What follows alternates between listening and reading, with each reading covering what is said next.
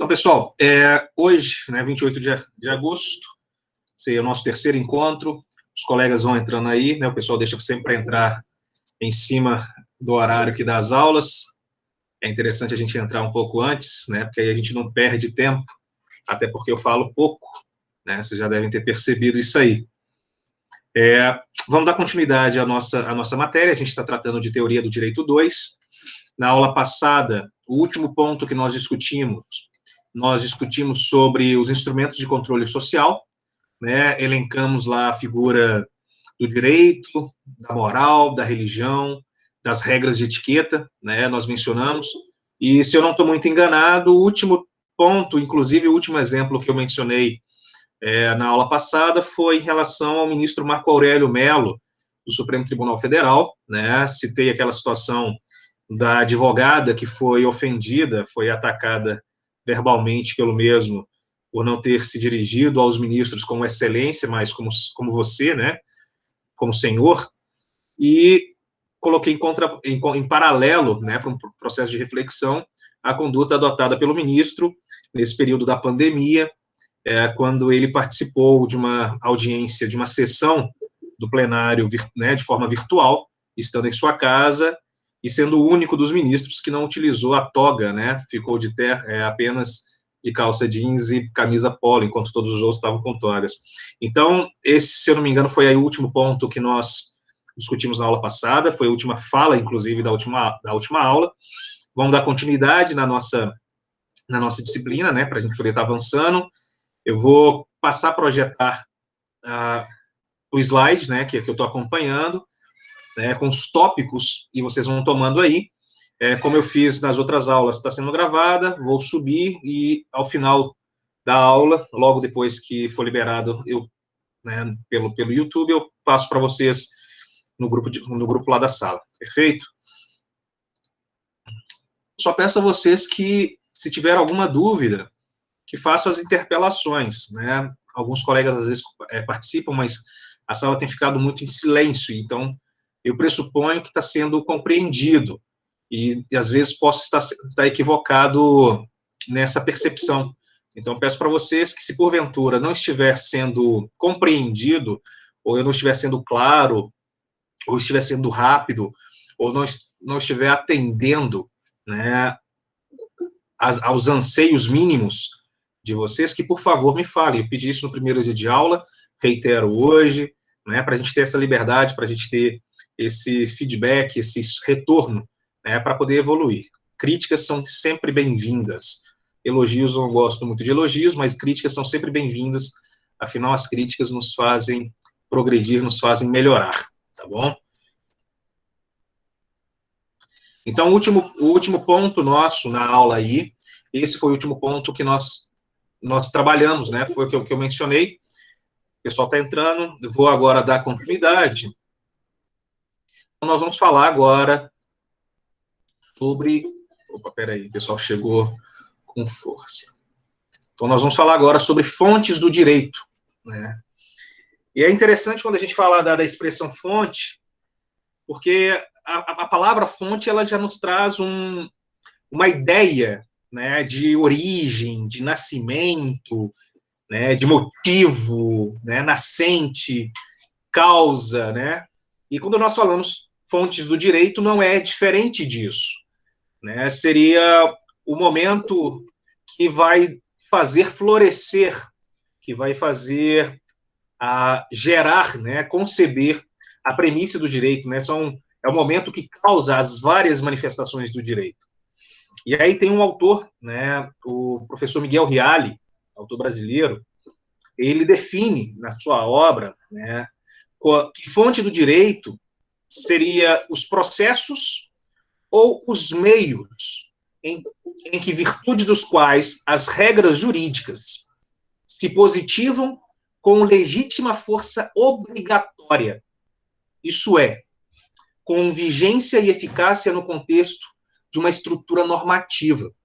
Então, a fonte do direito, né, o momento que o direito ele é apresentado, que ele nos é revelado, nós criamos, né, as regras social, as regras de convivência, nós positivamos, né, a força do Estado que impera, né, do Leviatã, que regula a vida da sociedade, que limita a prática dos atos sociais, dizendo aquilo que pode ou aquilo que não pode ser feito, né, pelo cidadão que faz parte, né, ou que está submisso àquela área de atuação, àquela área de abrangência, a qual a legislação, né, a qual aquela norma, ela jurídica, ela está sendo emanada, né? E a doutrina jurídica, ela não apresenta, né, de uma situação uniforme, ela não apresenta as fontes do direito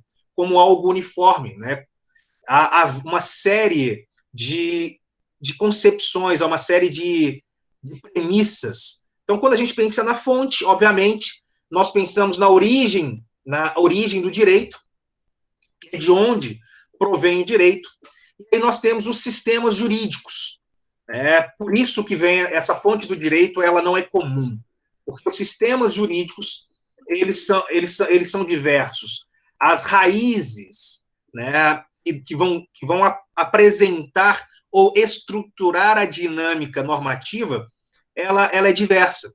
Então, nós por exemplo, nós brasileiros, nós pertencemos a uma corrente, né, da família romano-germânica.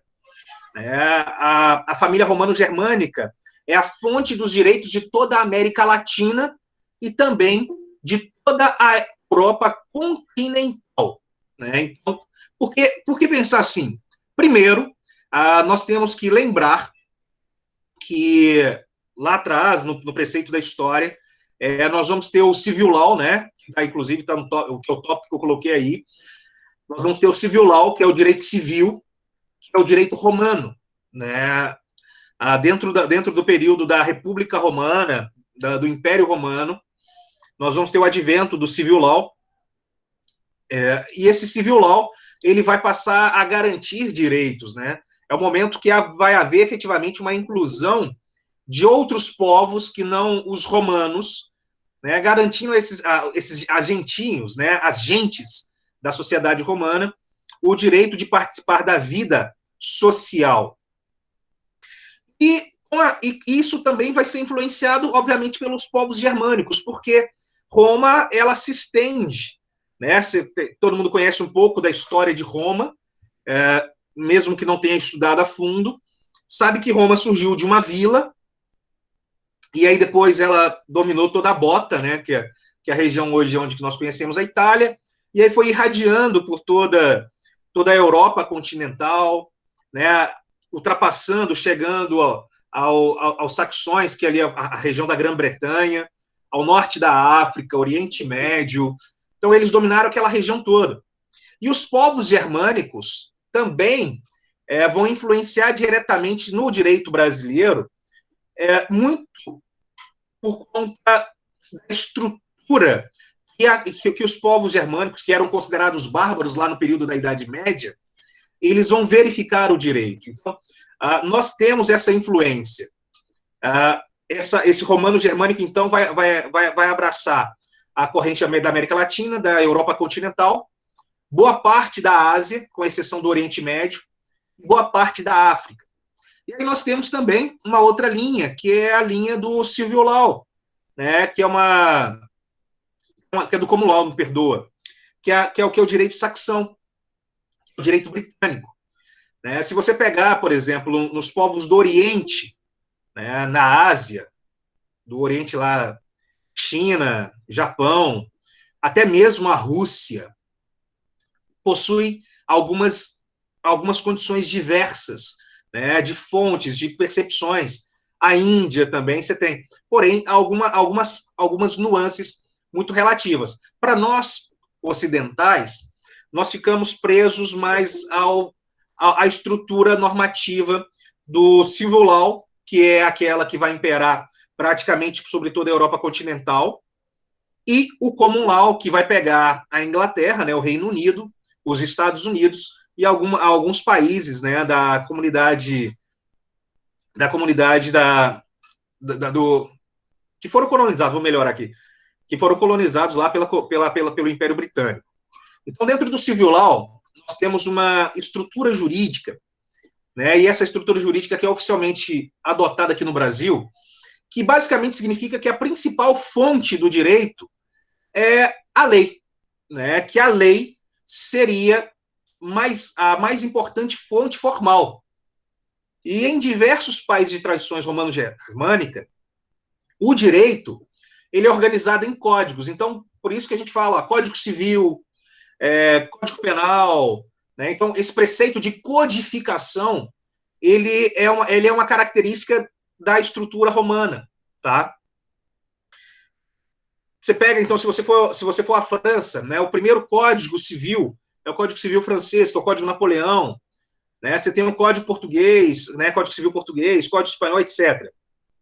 Então, você vai ter como base aí a questão da lei, a lei sendo o maior referencial, né? O direito, então, ele vai ser organizado, obviamente, aí nesses códigos, né, que é a reunião das leis, e os exemplos aí nós temos, igual eu citei, Código Civil francês, Código Alemão, né? No caso do Código Alemão, eu não vou tentar pronunciar o nome do Código Alemão, mas vocês podem, eu vou pegar aqui, vou jogar para vocês o nome, né, Bungerglitch,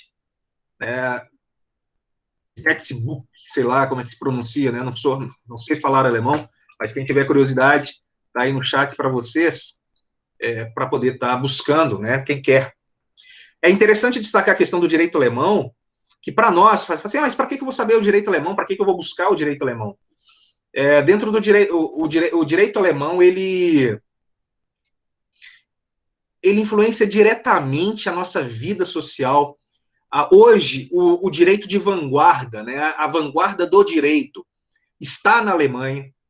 Então, assim, as pessoas que querem fazer um mestrado, um doutorado, quem tem condições, obviamente, e quer fazer um mestrado, um doutorado, se nutrindo de tudo que há de novo e, ao mesmo tempo, tudo que há de sólido dentro da construção normativa, normalmente o fazem na Alemanha. Então, você vai pegar, por exemplo, as pessoas podem não gostar de quem eu vou citar, muitas das vezes. Eu, particularmente, eu gosto por conta da perspectiva e da astúcia dele em relação à compreensão do direito, embora nem sempre eu concorde com o que ele faz, que é o ministro Gilmar Mendes. O ministro Gilmar Mendes, já estando ministro, foi fazer seu doutorado na Alemanha, e eu tive a oportunidade, dentro do Instituto Brasiliense de Direito Público, que é o instituto dele, de participar de um congresso luso-germânico, né? Vieram alguns professores de Munique, de Frankfurt, e fizeram uma palestra em Brasília. Eu tive a oportunidade de trabalhar, de participar desse congresso. Foi logo depois que um avião brasileiro caiu no oceano, né? Saiu do Brasil, se não me engano, foi um avião da TAM, uma coisa assim. E aí o pessoal veio discutir a questão, né, de direito internacional em relação a esse acidente em especial. E a perspectiva deles, assim, é completamente de vanguarda, é algo diferente. Então, assim, para quem gosta, quem quer estudar, quem quer buscar um direito comparado, se nutrir das ideias, né, da comunidade alemã é extremamente interessante. Tá? É um povo que tem evoluído no direito de uma forma muito célere, e a gente tem ido buscar lá, né, um pouco desse desenvolvimento para trazer dentro do nosso ordenamento jurídico. Então, dentro do civil law, né, um típico sistema de caráter escrito do direito. Então, o civil law é um direito positivado, escrito, codificado, né, que é uma outra característica dos direitos de tradição romano-germânica, né, que é a generalidade das normas jurídicas. Obviamente, essas normas jurídicas, sendo gerais, elas depois são aplicadas pelos magistrados, né, pelos juízes, aos casos concretos. E, por outro lado, nós temos a figura do common law, que é o segundo ponto que está aí. Dentro do sistema do common law, que é o sistema adotado pela Inglaterra, né, pelo Reino Unido, pelos Estados Unidos, a forma mais comum de expressão do direito são os precedentes judiciais. Isso, ela gera uma movimentação, uma dinâmica jurisprudencial muito célere, porque o que é apresentado de novo pela sociedade ao Estado juiz, a estrutura judiciária, ela é analisada, adaptada, decidida, e depois de ser decidida, ela vira um precedente, e se transformando em um precedente, ela passa a ser seguida. Se a gente tentar fazer um preceito comparativo no direito brasileiro, nós vamos falar as súmulas, em especial as súmulas vinculantes, né? Que é um assunto novo, vocês estão no segundo período, vocês vão ter a oportunidade, voltar um pouquinho, Thaís, onde que eu volto, por favor? Me fala aí onde que você quer que eu volte. Quanto que eu tenho que voltar?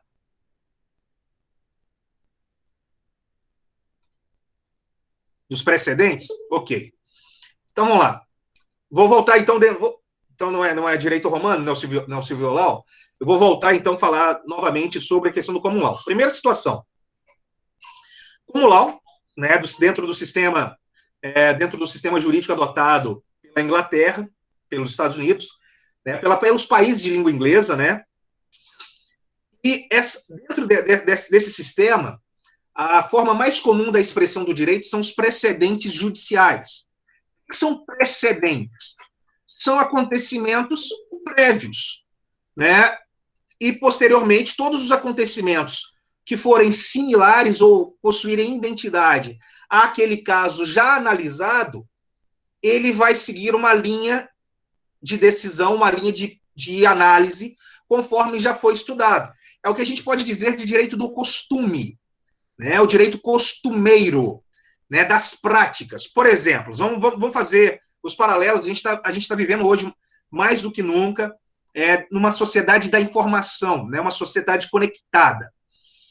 Nós estamos no ano de 2020, dia 28 de agosto, nós estamos tendo uma aula conectada, não é uma aula EAD, uma aula conectada, porque nós estamos tendo esse contato instantâneo, né, permitido pelas redes sociais, pela World Wide Web, né, pela rede mundial de computadores. Se nós voltarmos, que talvez aí vocês vão ser mais novos do que eu vou mencionar, se nós voltarmos ao ano de 1994, eu ganhei meu primeiro computador em 93, 94. Era só um computadorzinho ali, era um 386, um Windows 3.1. Em 1998, com a questão da privatização da telefonia, a internet, né, a gente passou a ter uma melhor conexão de internet, aquela coisa toda. Só que naquela época já existiam crimes virtuais, já existiam crimes cibernéticos. Talvez não com a dinâmica que nós temos hoje, mas já existiam. As pessoas já conseguiam fazer a utilização de backdoors, né, de mecanismos de vulnerabilidade de um website, por exemplo, para poder subtrair produtos, para poder fazer desvio de dinheiro, para poder fazer compras. Então já havia o crime. O que acontece? Dentro do direito brasileiro, nós não tínhamos uma legislação que versasse, que falasse sobre as situações da internet, que era uma coisa nova. E o que vai acontecer? É necessário criar uma série de leis para poder se criar um mecanismo de proteção judicial. Então, se cria uma lei. Então, para poder criar uma lei, todos vocês sabem, tem toda uma parte de um processo legislativo, tem que se adquirir um determinado número de pessoas, um quórum, né, da Câmara dos Deputados, no Senado Federal, falando de uma lei federal. Isso é extremamente moroso, isso é extremamente burocrático.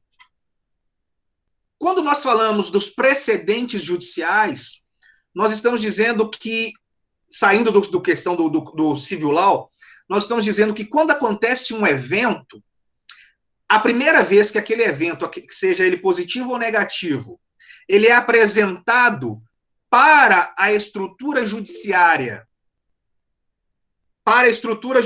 do país, os juízes que receberem aquele problema, né, aquela situação, aquele precedente, eles vão analisar. E da deliberação, da decisão, da análise que eles fizerem sobre aquele caso concreto, eles vão gerar um julgado, uma decisão.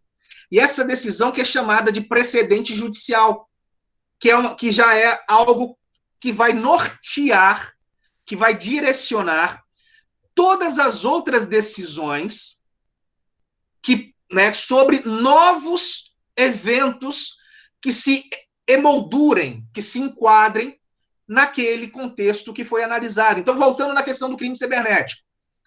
Hoje, no Brasil, entrou agora, né, a questão em vigor, a Lei Geral de Proteção de Dados. Nós tivemos advento, há alguns anos, da Lei de Crimes Virtuais.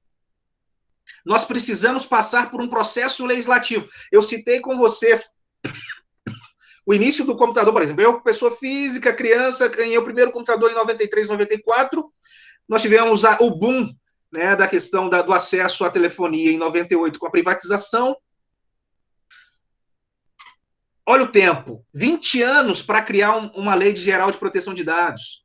Lá nos Estados Unidos, na Inglaterra, bastaria um advogado propor uma ação apresentando a vulnerabilidade à figura do juiz, né, a vulnerabilidade do cidadão com o acesso aos dados dele, que aí o Estado, na figura do juiz, decidiria. E isso acabaria gerando aí um preceito normativo. Então, os precedentes judiciais, aí a Angélica, ela colocou aí, né, escrito no chat, ela vai ser aquele momento em que os juízes, né, que são as autoridades, eles irão criar uma fonte de direito, né? E aí, ao criar essa fonte de direito, ele cria, obviamente, um precedente, que é um paralelo que auxiliará e irá nortear as novas decisões de casos com semelhança, tá bem?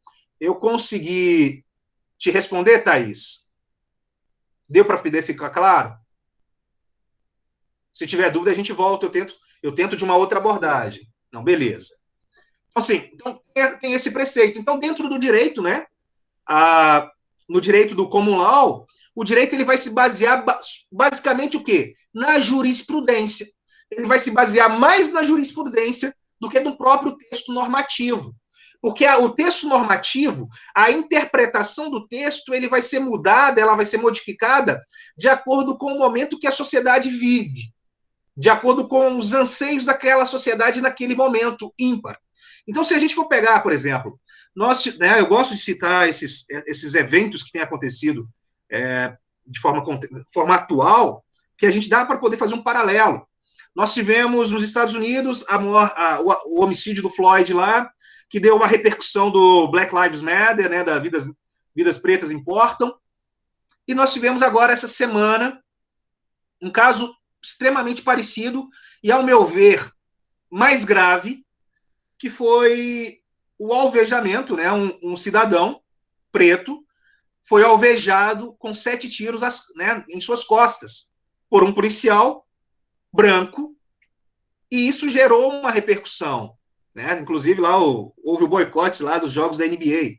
Então, assim, se for aqui no Brasil, vamos supor que a gente queira criar um estado normativo, uma condição normativa para poder penalizar ou tornar mais severa as penas para o policial, por exemplo, que tiver uma conduta dessa.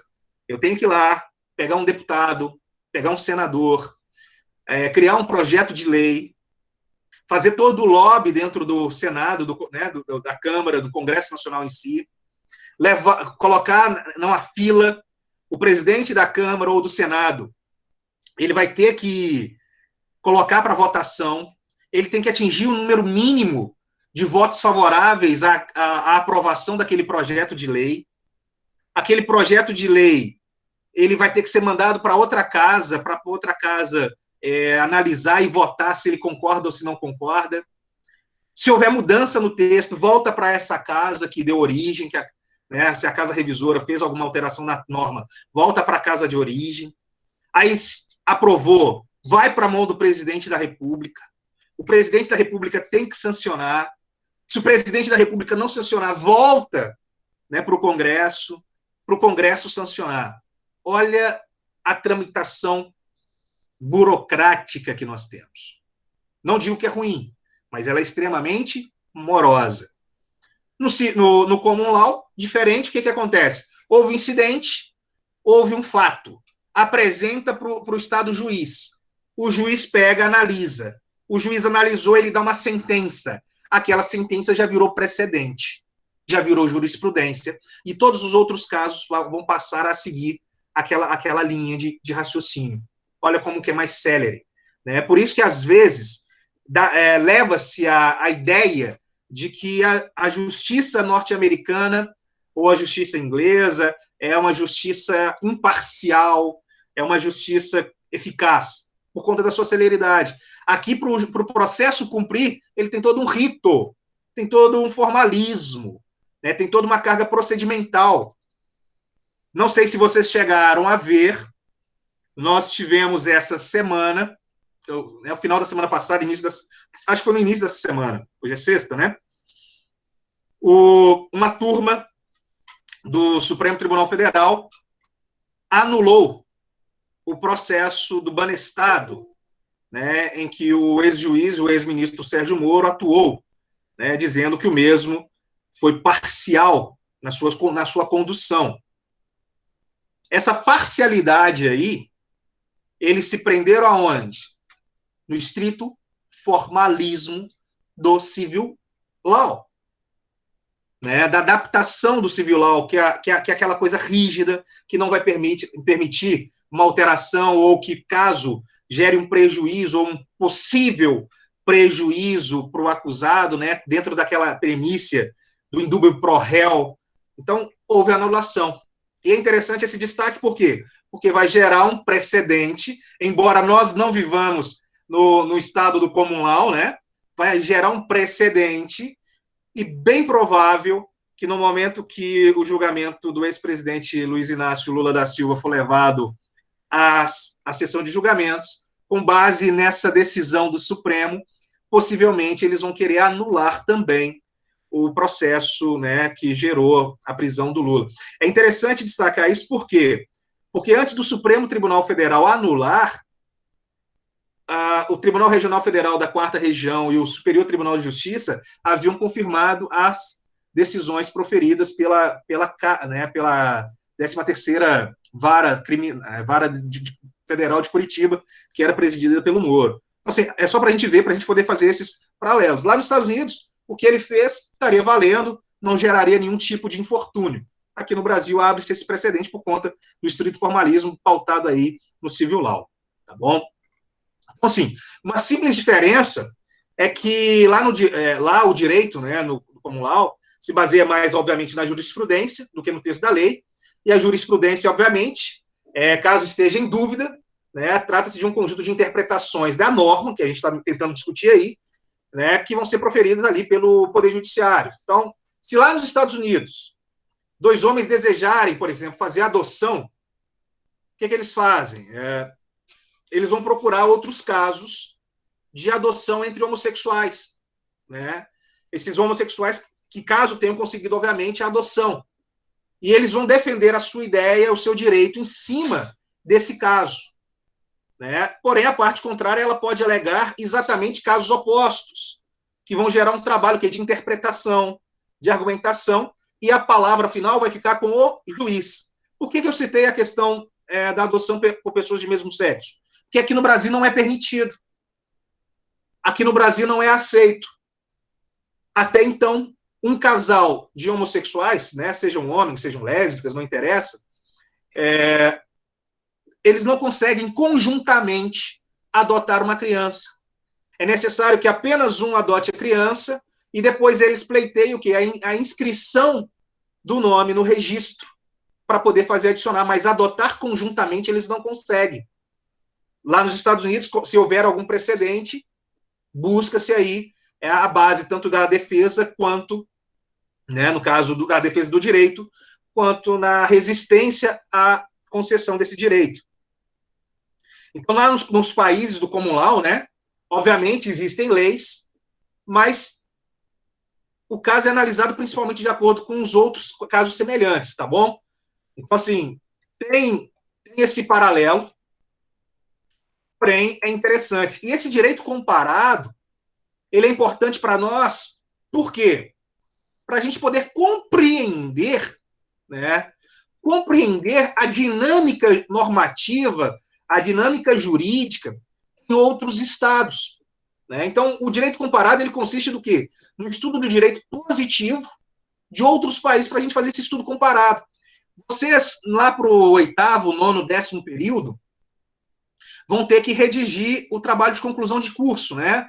A monografia, o artigo. Não sei como será o trabalho de conclusão de curso de vocês, nem quero dar spoiler, mas vocês vão ter que redigir um TCC. E, ao redigir um TCC, vocês vão precisar escolher um assunto.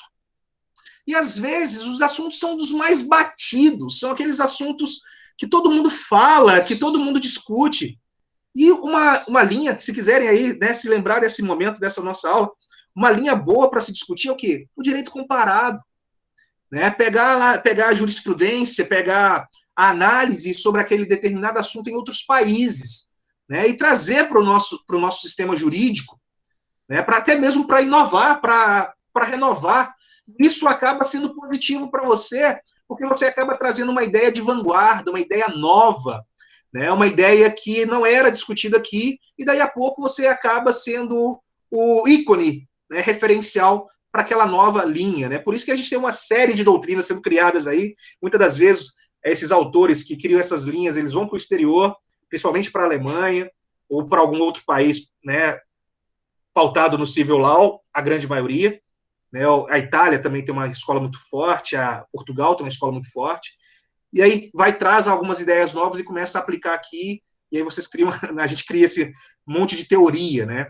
A Angélica me fez uma indagação aqui. A jurisprudência é formada por precedentes, decisões. E toda decisão é um precedente? Não. O que acontece? Vamos lá, Angélica. Não, talvez eu não tenha conseguido ficar claro. Quando eu vou atuar num processo dentro do país do common law, eu já tenho decisões que foram proferidas em processos anteriores. Essas decisões, que são as jurisprudências, elas geram um precedente. E ela influencia, né, que são a base de sustentação daquilo que eu estou propondo, daquilo que eu estou buscando. Se houver decisões somente favoráveis, ou seja, decisões apenas dentro da forma como eu desejo, do assunto que eu desejo, ou da linha que eu estou trabalhando, dificilmente eu vou ter uma resistência. Mas o direito, ele não é uma matemática exata. O direito, ele é uma ciência humana, é uma ciência social. E sendo uma ciência humana, uma ciência social, é necessário que haja a interpretação ao caso concreto. E essa interpretação ela é feita por um ser humano, que é o juiz, no caso, né, que é o magistrado. Então, você tem um precedente, que é um caso já foi decidido anteriormente. Você pega aquela jurisprudência, aquele precedente judicial, que é a jurisprudência, tá? E você apresenta. Se houver oposição, o juiz vai pegar os dois e vai analisar o caso concreto e vai decidir se favorável ou se contrário, né? Mas aquele precedente ele tem um peso normativo. Para nós, não. Se você pegar aqui dentro do Brasil, por exemplo, nós temos estados que são extremamente conservadores e nós temos estados de vanguarda, que são estados progressistas. Como estado conservador, você pega a nossa Minas Gerais. O estado de Minas Gerais, né, o Tribunal de Justiça de Minas Gerais, por exemplo, é um dos tribunais mais conservadores do Brasil, junto com o Tribunal do Distrito Federal, né, e o Tribunal de Justiça do Estado de São Paulo. Por outro lado, você tem o Tribunal de Justiça do Estado do Rio Grande do Sul, de Santa Catarina, do Paraná, do Pernambuco, do Rio Grande do Norte, que são extremamente de vanguarda. Da Paraíba, então, são extremamente de vanguarda. São ideais extremamente progressistas, né? Garantem uma interpretação que muitas das vezes os tribunais de Minas, Espírito Santo, São Paulo e o DF não possuem. Então, quando nós, advogados, vamos trabalhar dentro de uma ideia, a gente busca o quê? Busca uma jurisprudência. Só que essa jurisprudência serve lá para o Tribunal do Rio Grande do Sul. Aqui em Minas Gerais não vai valer de nada. A bem-verdade é essa. Nos Estados Unidos, na Inglaterra, essa decisão, vamos supor, se você entrasse com uma ação no estado de Nova York, embora lá, né, os Estados Unidos não é um país, né? Os Estados Unidos é um conglomerado de estados. Se você pegar a legislação, um posicionamento de um outro estado, ele vai ter um peso. Se for um juiz federal, agora, se for uma corte estadual, não vai. Entendeu? Então, assim, tem que verificar esses contextos, a aplicação dentro do caso concreto. Porém, lá tem até a liberdade, né? Não tem a necessidade da norma formal, da norma positivada para se decidir. A grande diferença é essa. É o preceito da prevalência da jurisprudência, da jurisprudência como elemento essencial, tá? E aí a gente atravessa esse caminho e chega no preceito das fontes. Então, como fontes do direito, eu tenho as fontes materiais, que também são chamadas de fontes substanciais. Essas fontes materiais ou substanciais, elas são basicamente fatos sociais. O que é isso? Elas são constituídas pelos fatores determinantes do surgimento de uma norma jurídica. Exemplo, o clima, a religião, a economia, a política, os avanços tecnológicos científicos. Olha o nosso aspecto. Nós estamos vivendo aí no período, né, de pandemia. Março nos foi apresentado. Janeiro, salvo engano, janeiro, o governo federal já tinha editado o estado de calamidade pública, mas em março o Brasil surtou, um monte de prefeito, um monte de governador começou a fechar suas barreiras. E aí o que foi feito? Dentro da fonte material, foi criando normas. Então, vocês devem ter visto aí medidas provisórias que depois foram aprovadas, gerando auxílio emergencial, flexibilizando o estorno, né, a devolução dos valores relativos às passagens aéreas, aos cancelamentos das hospedagens, né, que são áreas que estavam afetadas. Então, o direito material, a fonte substancial, ela é influenciada. Né? Então, nós tivemos, por exemplo, em Mariana, aquele desastre, depois nós tivemos também, agora me perdi o nome da cidade, se alguém lembrar aí. Ô, Jesus.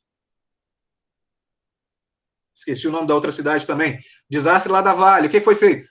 Aí você cria uma norma, que pode ser Brumadinho. Obrigado, Ana Cecília. Obrigado, Thaís.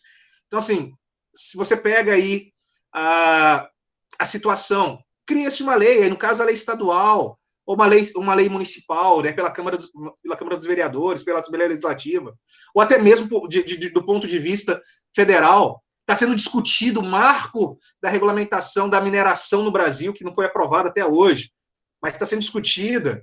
Então, se você tem um advento, né, da fonte material em decorrência desses fatores.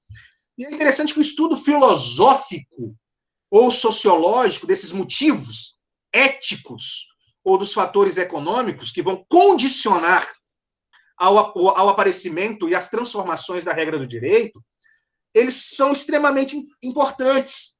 Por isso que nesse início do curso, vocês possuem disciplinas que não são necessariamente técnicas, que a gente chama de disciplinas hermenêuticas, né, teleológicas, disciplinas que vocês vão estar construindo, né, que vão estar construindo uma base humanística para poder compreender, interpretar e analisar a legislação, né, que vai vir aí, as matérias de norma técnica, né, o direito civil, o direito constitucional, o direito penal, e assim vai. Então, tudo isso, né, ele leva ao quê? Ele leva aos fatos sociais. Por quê? Porque esses dados, né, esses elementos de ordem biológica, psicológica, racional, esses ideais e históricos, inclusive, eles vão gerar o quê? A formação do direito. Que é a discussão que nós temos hoje? Inclusão. A discussão marco dos maiores debates dentro da nossa sociedade hoje é a inclusão. Qual que é a inclusão? Inclusão em decorrência da orientação sexual, inclusão em decorrência da raça, inclusão em decorrência das deficiências, em decorrência da idade. Hoje se fala muito de inclusão. Esse contexto da inclusão é o quê? É um fato social. É um fato social que está ligado ao quê? Está ligado a um aspecto histórico, está ligado a uma ideia. Nós estamos falando aí das adequações do vocabulário, das adequações das expressões utilizadas, né, que causam grande abalo a determinados grupos, a determinadas pessoas, né? O momento do politicamente correto, né? Vivendo o momento do politicamente correto, né? Obviamente não é algo ruim, perde-se a liberdade, obviamente, para outras coisas, mas acaba se defendendo. Então, para defender a intimidade, para defender a integridade psíquica, né, a honra, que muitas das vezes é ofendida, a gente está nesse momento. Isso, e o direito está sendo criado aí. Essa origem, esse advento, essa criação do direito, ela vai se dar, obviamente, por quê? Pelo um fato social. O direito, então, ele provém do quê? Ele provém de fatos sociais, de problemas que emergem na sociedade e que são condicionados pelos chamados fatores de direito. Então, eu falei numa aula passada, tenho certeza absoluta, que outros professores falaram com vocês, o direito, ele evolui a passos lentos, tentando seguir a evolução da sociedade. A sociedade, ela vai se desenvolvendo e o direito, ele vem atrás, tentando acompanhar, tentando se aproximar, mas nunca estando no mesmo momento de evolução que a sociedade está evoluída e nunca estará à frente, mais desenvolvido do que a sociedade necessita. O direito, então, é uma adaptação à necessidade, à evolução daquela sociedade. Exemplo, o Estatuto do Idoso. O Estatuto do Idoso foi uma norma que teve como base o quê? A valorização do idoso. Por quê? Porque a população a nossa população, ela está cada vez mais idosa. E, obviamente, né, com o aumento da idade, né, para o óbito, né, da nossa expectativa de vida, o Estado, ele vai precisar do quê? Vai precisar garantir mais cuidados, a sociedade vai precisar garantir mais cuidados. Opa, antevendo, cria-se o Estatuto do Idoso. Então, você tem uma necessidade. A violência doméstica, aí já é para quê? É para poder tentar consertar ou mitigar, né, um efeito histórico da sociedade patriarcal. Aí nós tivemos o advento da Lei Maria da Penha, gerando uma maior proteção à mulher em decorrência dos casos de violência no âmbito familiar, né, de cunho doméstico. Você tem lá, em 1990, lá no início dos anos 90, você tem a criação do Código de Defesa do Consumidor. Embora fosse uma prerrogativa estabelecida nos atos de Constituição, os atos dispositivos de transição, né, da Constituição, o ADCT, atos dispositivos constitucionais transitórios, era uma necessidade que nossa sociedade possuía. Imagine vocês, a grande maioria aí deve estar na faixa dos seus 20, alguns menos, alguns mais, mas imagine vocês vão ali, todo mundo faz compra pela internet. O produto chega para sua casa estragado. A roupa que você comprou chega rasgada, o calçado que você comprou, ele chega com defeito, o liquidificador, o eletrônico que você comprou, ele chega defeituoso. Não pensa na internet, não, vai lá na loja. Você foi lá na loja, comprou no atacado, lá no varejo, Né? Você comprou determinado produto, chegou em casa, na hora que você foi utilizar, produto com defeito. Você comprou de presente, para dar de presente para alguém, a pessoa comprou produto com defeito. Você é quem deveria fazer prova, você tinha que contratar perícia, né? Você tinha que provar que aquele defeito ele veio da fábrica, que aquele defeito não foi por mau uso. Peraí, é extremamente caro. Você quer criar você quer obrigar o cidadão a provar que o produto que ele adquiriu é defeituoso. Quem tem conhecimento técnico? Quem tem capacidade econômica? Quem tem capacidade jurídica com maior? É a empresa, é o produtor, é o fornecedor. Então, com o advento do Código de Defesa do Consumidor, nós geramos o quê? Uma inversão, né? Facilitando o quê? A defesa do direito do consumidor, que é a parte hipossuficiente dessa relação de consumo. E aí a empresa hoje é quem tem que fazer essa prova de que o produto não é defeituoso, mas que foi utilizado de forma inadequada, por isso que gerou defeito. Então, nós temos esse processo de evolução, ok? Eu tenho as fontes formais. Essas fontes formais são o quê? São meios de expressão do direito. Né? São as formas pelas quais as normas jurídicas elas vão se exteriorizar, elas vão se tornar conhecidas. Então, o direito, né, cria-se o direito, e nós vamos introduzir dentro do ordenamento jurídico essas novas normas, e essas novas normas elas vão se dividir em duas possibilidades, que são as normas estatais, né, que é aquelas que são produzidas pelo poder público e correspondem à lei e à jurisprudência. Nós vamos ter as fontes não estatais, que decorrem diretamente da sociedade, ou dos grupos sociais ou segmentos sociais, né? E que são representadas o quê? Pelo costume, pela doutrina, pelos negócios jurídicos, né? Então, para que o processo jurídico ele venha a se constituir como uma fonte formal, obviamente é necessário que tenha o quê? Que se tenha o poder de criar o direito. E esse poder aí, ele decorre do que nós chamamos de competência, né? Que decorre aí da competência. Mas o que seria esse ato de criação do direito? Né? Em que consistiria esse ato de criação do direito? Criar o direito, ele significa introduzir, inserir no ordenamento jurídico essas novas normas jurídicas. Né? Então, elencar, né, o elenco das fontes formais, ele vai variar, ele vai modificar de acordo com o sistema jurídico e também em razão das diferentes fases históricas. Então, eu tenho tentado, dentro das nossas aulas, apresentar momentos contemporâneos, atuais, e momentos pretéritos, né, situações anteriores.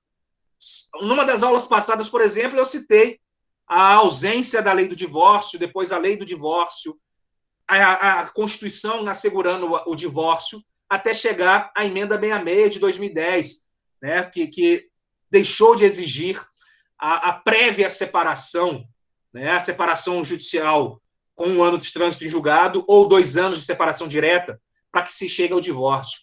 Então, houve essa modificação.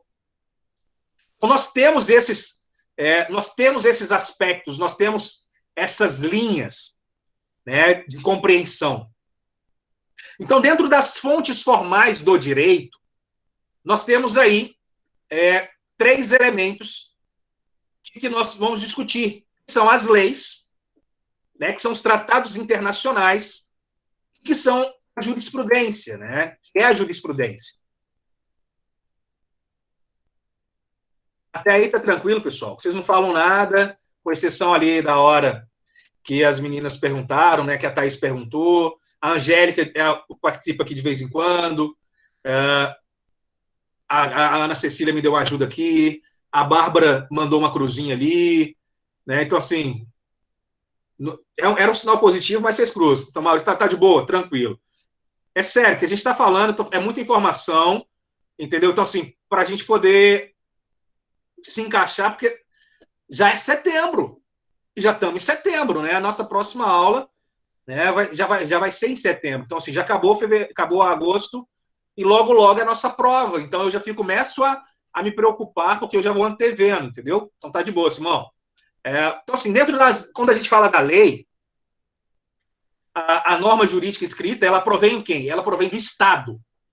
A única pessoa que tem competência para criar a lei é o Estado. Não, né? A próxima aula, né? Amanhã não, o Kasmirovski. A próxima aula nossa é sexta-feira, amanhã é sábado, pô. Pera aí, né? Eu tenho aula com vocês na sexta. Então, assim, na próxima sexta já é, né? Eu estou pensando já na minha próxima aula, né? Então, não preocupa não. Olha só, assim, quem tem a competência para criar a lei? O Estado. Então, quando vocês forem ter a aula de constitucional, de teoria geral do processo, vocês forem estudar lá o processo legislativo, vocês vão verificar que existem leis que são competência do quê? Se você pegar a Constituição, pega lá o artigo 21, 22, 23, até o 30, mais ou menos, você vai ver competência material, você vai ver competência legislativa, né? A competência material, que normalmente é de cunho executivo administrativo, a competência legislativa, você vai ver lá. Aí vai falar quem pode. O Estado, o que o Estado pode, o que a União pode, o que o município pode. E aí você vai pegar dentro do que fala da União depois, você vai ver o que o presidente da República pode propor, o que tem que ser, o que é de competência exclusiva, de propositura, né, pelo Congresso, pelo Senado, né, onde que vai a forma da votação, tudo está especificado. Então, a forma, a lei, né, essa norma jurídica escrita, ela provém do Estado. No caso, o Brasil faz parte, como nós já mencionamos, do sistema jurídico romano-germânico, que adota a estrutura o quê? Do civil law. Então, lei é dentro do sistema civil law, que é uma fonte direta, e essa lei é a fonte mais importante dentro do sistema romano-germânico.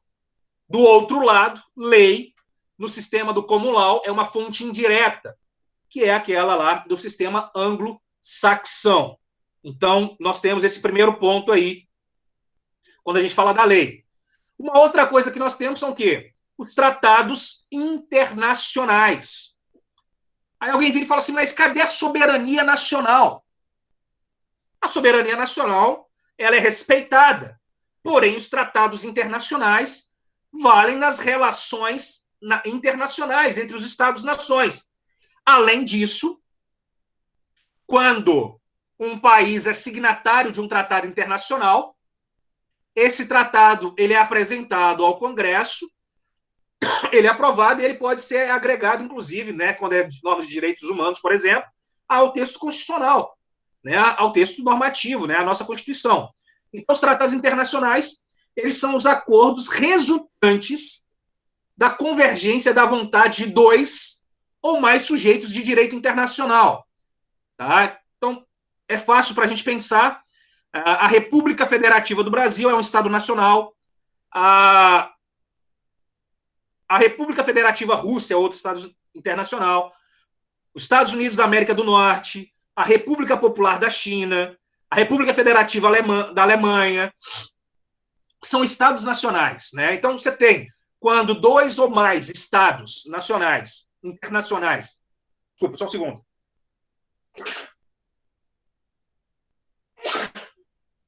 Então, quando dois ou mais estados, eles desejam, né, manifestar a sua vontade, eles vão formalizar essa vontade em um texto escrito.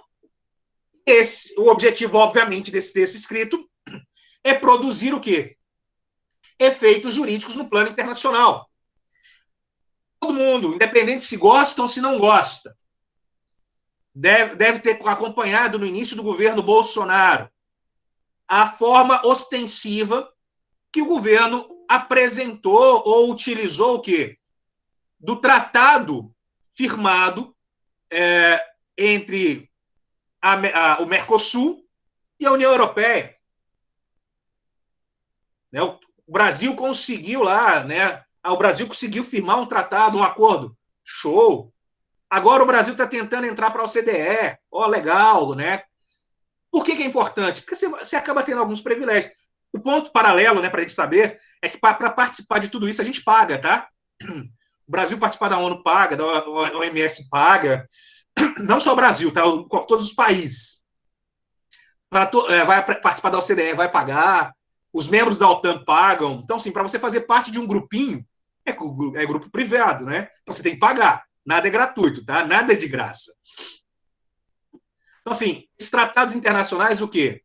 Eles, obviamente, vão gerar regra, ele vai ter um status de lei ordinária, né? Porém, como eu havia já mencionado, caso o tratado internacional verse sobre direitos humanos, em decorrência, né, da emenda constitucional 45 de 2004, eles são apresentados ao Congresso, e se eles forem aprovados em cada casa do Congresso Nacional, ou seja, na Câmara dos Deputados e no Senado Federal, em 2 turnos, por 3/5 dos votos de cada um dos membros, aí esses tratados internacionais de direitos humanos, eles terão equivalência à emenda constitucional.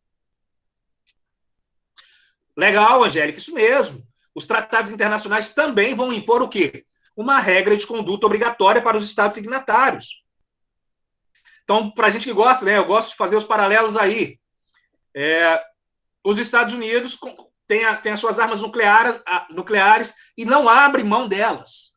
Porém, os Estados Unidos são signatários do Tratado de Não Proliferação das Armas Nucleares, que estabelecia, inclusive, o quê? A obrigatoriedade de se eliminar as armas que já possuíam.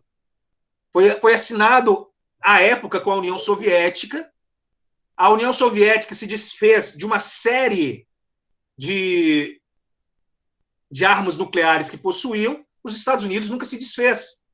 Aí, recentemente, a Rússia, né, começou a investir em poderio bélico militar, né, de armas nucleares. E aí começou a ter conflito internacional, uma série de sanções econômicas, mas a gente tem que fazer uma análise externa, né, uma análise exógena de fora, para tentar compreender que, na verdade, tudo é interesse econômico, né? Tudo envolve dinheiro. Então, assim, falando de tratados, em outras palavras, o tratado é o quê? É um meio pelo qual, né, o sujeito de direito internacional, principalmente os Estados nacionais e as organizações internacionais, vão estipular direitos e obrigações entre si. Essa situação dos tratados internacionais, elas são interessantes hoje, para nós, muito por conta do preceito da globalização. Então, por exemplo, eu estou conversando com vocês por meio de um aparato de uma empresa norte-americana, o Google.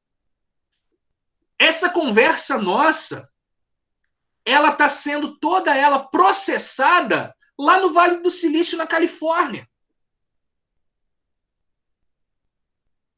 E muito provavelmente, todos esses dados estão sendo guardados lá. Eu estou gravando, vai para a minha nuvem, mas está sendo gravado lá. Por isso que os Estados Unidos não querem, por exemplo, que a Huawei, né, fique com o G5 nos países, porque você tem acesso. Segurança nacional. As empresas internacionais, elas também se aplicam a esses tratados internacionais. Jogador de futebol, olha que legal, vamos lá, jogadores de futebol. É uma outra vertente boa aí para a gente trabalhar. Direito desportivo, não só do futebol, né? O desporto como em regra. Então você vai representar, você tem as regras internacionais, né? O Tribunal Penal Internacional, o desporto, você tem lá as regras. Você pega, por exemplo, no período das Olimpíadas, e aí já não é Estado-nação, é uma entidade privada. Você pega lá nas Olimpíadas, né? Quem consegue opor a hegemonia norte-americana. Hoje, os chineses, na questão do desporto, e os russos. Aí o que você faz? Você cria lá, opa, doping. Meu amigo, minha amiga, 90% dos atletas de ponta fazem uso de doping.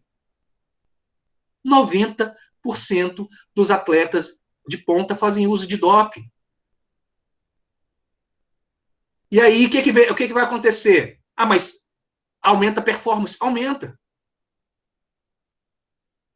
Nós temos uma ginasta norte-americana, né, se eu não me engano, chama Nicole Bals, ginástica artística. Eu vi uma entrevista dela, por exemplo, ela tem distúrbio de déficit de atenção, DDA. Ela toma medicação para concentração. Vocês já devem ter ouvido falar de Venvance, de Ritalina.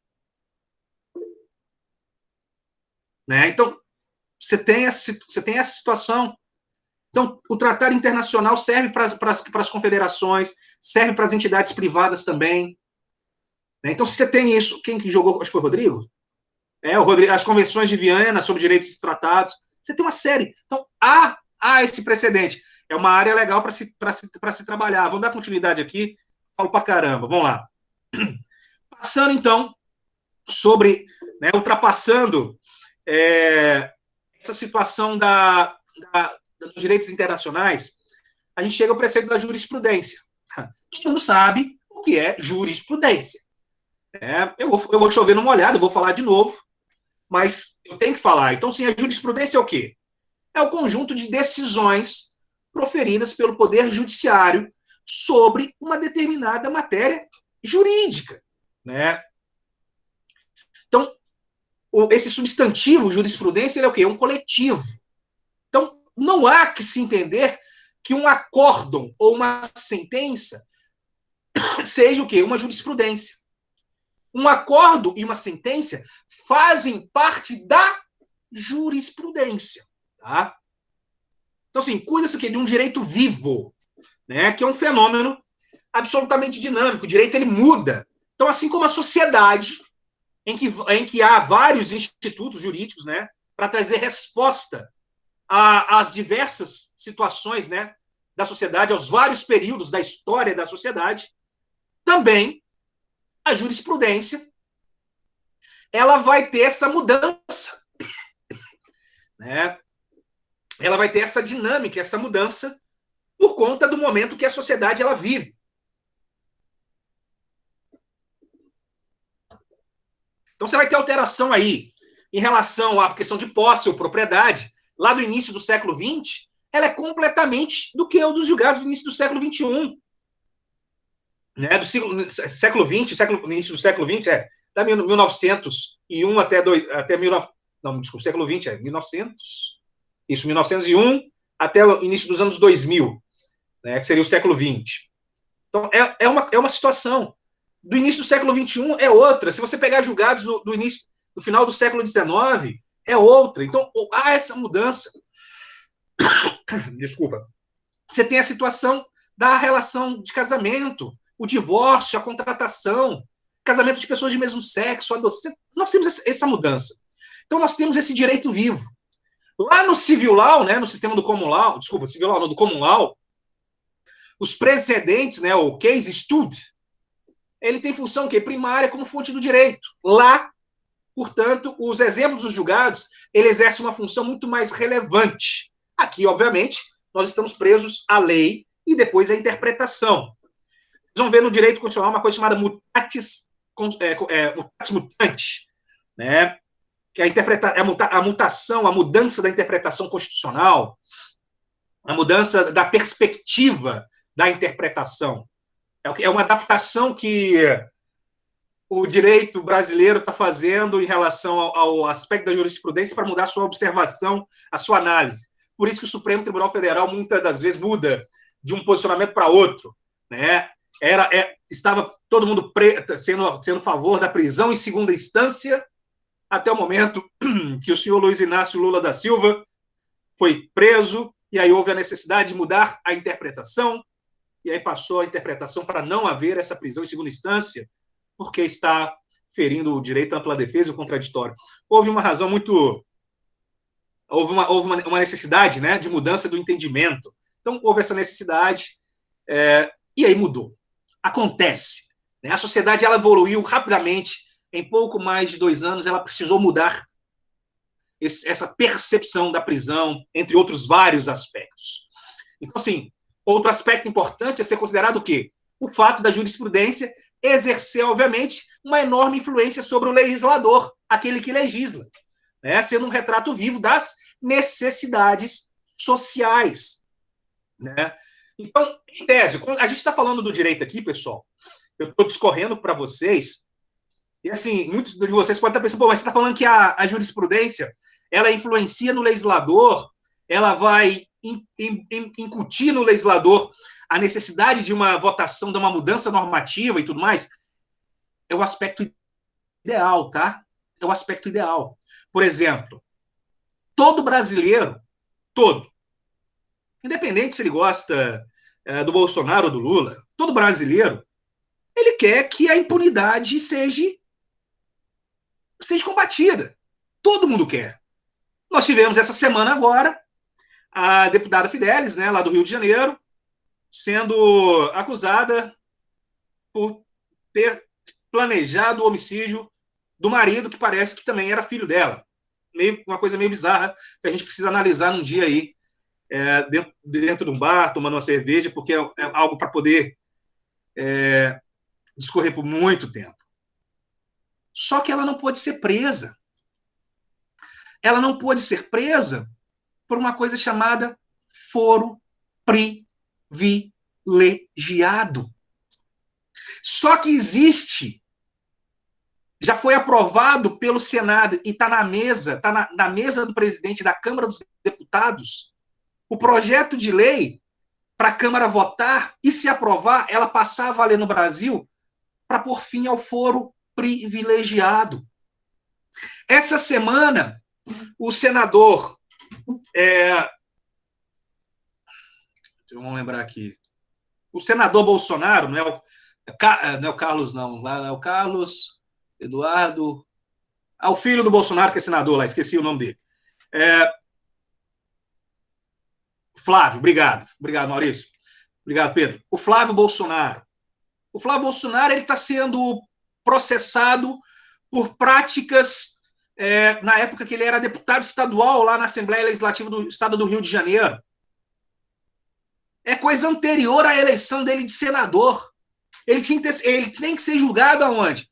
Pelo Tribunal de Justiça do Estado do Rio de Janeiro. Aí vem agora uma decisão recente, né, aparecer, inclusive, da Procuradoria-Geral da República. Não. Ele é senador da República, ele tem foro privilegiado, ou seja, ele tem que ser julgado pelo Supremo. Tem que acabar com isso. Né? Não tem nada, exatamente, não tem nada ligado ao cargo, à função dele. O foro privilegiado, na minha perspectiva, né? Quem sou eu, né? Como eu falei com vocês, eu sou um grãozinho de areia. Então, assim, mas independente, Vitor, dos 89 mil ou não, tem que acabar. Tem que acabar. Se não em decorrência da conduta, no exercício da função, a pessoa ela tem que ser julgada como qualquer um de nós. É um cidadão comum que, naquele momento, está ocupando uma posição de representatividade perante o Estado. Ele não pode ter essa preferência. No caso do presidente da República, é interessante. Sim, ele não poder ser processado, né? Ele não ser processado porque acaba gerando uma instabilidade. Aí, ok, eu aceito. Né? Então, suspende-se, né, os prazos, cessa a prescrição.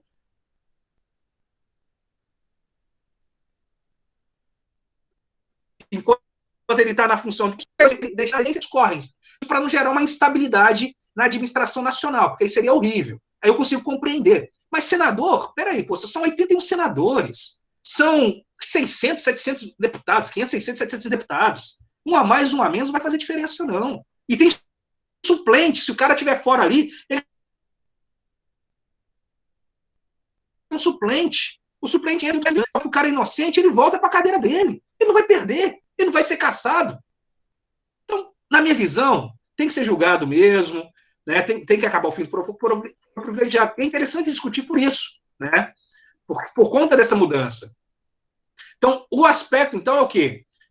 É o retrato vivo dessa necessidade. Né? Então, muitas inovações, por exemplo, que nós tivemos no Código Civil de 2002, elas se deram em quê? Em decorrência da jurisprudência. Né? Muitas matérias, elas foram tratadas, só que também muita coisa foi deixada. Ela foi deixada o quê? De ser discutida, de ser abraçada.